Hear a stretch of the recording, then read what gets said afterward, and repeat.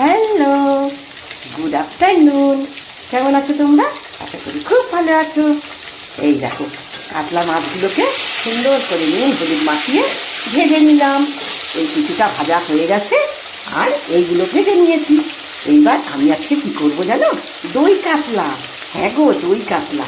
এই যে আস্ত গোলমরিচটাকে হাফ ক্রাশ করে রেখেছি, এই কাঁচা লঙ্কা, এই পেঁয়াজ বাটা, এই আদা রসুন বাটা আর এই টক দইটাকে ফেটিয়ে রেখেছি। তাহলে কি হবে? দই মাছ। সাথে থাকো, দেখতে থাকো। এই দেখো, সব মাছগুলো ভাজা হয়ে গেছে। ঠিক আছে, এইবার এই সর্ষের তেলটার মধ্যে আমি সব সময় মাছ মাংস সর্ষের তেলেই করি। ঠিক আছে, এবার সর্ষের তেলটা হয়ে গেছে। এবার এর মধ্যেই হাফ ক্র্যাশ করা গোলমরিচটা দিয়ে দিলাম। একটু ভাজা ভাজা হলে এই পেঁয়াজ বাটাটা দিয়ে দিলাম। পেঁয়াজটা একটু ভাজা ভাজা হোক, তারপরে আদা রসুন বাটাটা।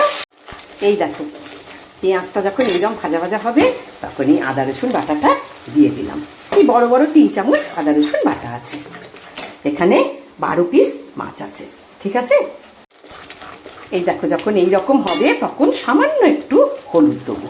হলুদ কিন্তু বেশি দেবো না, কেননা দই মাছের মধ্যে বেশি হলুদ দিতে নেই। অনেকে সাদা পছন্দ করে না, তাই হলুদটা দিলাম। সামান্য একটু হলুদ, আর কোনো মশলাই পড়বে না। এই দেখো, যখন এইরকম হবে তখন একটু নুন দিলাম। আর মিষ্টি কিন্তু অবভিয়াসলি দিতে হবে, টক দই দেবো তো, সেই জন্য মিষ্টি কিন্তু অবশ্যই দিতে হবে। ঠিক আছে, দিয়ে ভালো করে এবার কষবো। এই দেখো, কী করে বুঝবে মশলা কষা হয়ে গেছে? এই দেখো, কড়ার নিচে লাগবে না, দেখেছো? তার মানে মশলাটা কষা হয়ে গেছে। ঠিক আছে, এইবার আমি সব মাছগুলো দিয়ে দেবো। দিয়ে আর এই যে তোমার টক দই ফেটিয়ে রেখেছিলাম সেটার মধ্যে জল দিয়ে দিলাম। আর নামানোর সময় গোলমরিচের গুঁড়ো দিয়ে দেবো। ব্যাস হয়ে যাবে আমার দই মাছ। এটা ভালো করে ফুটুক। আর এই কাঁচা লঙ্কা কটা দিয়ে দিলাম। খুব ভালো করে এবার এটা ফুটুক।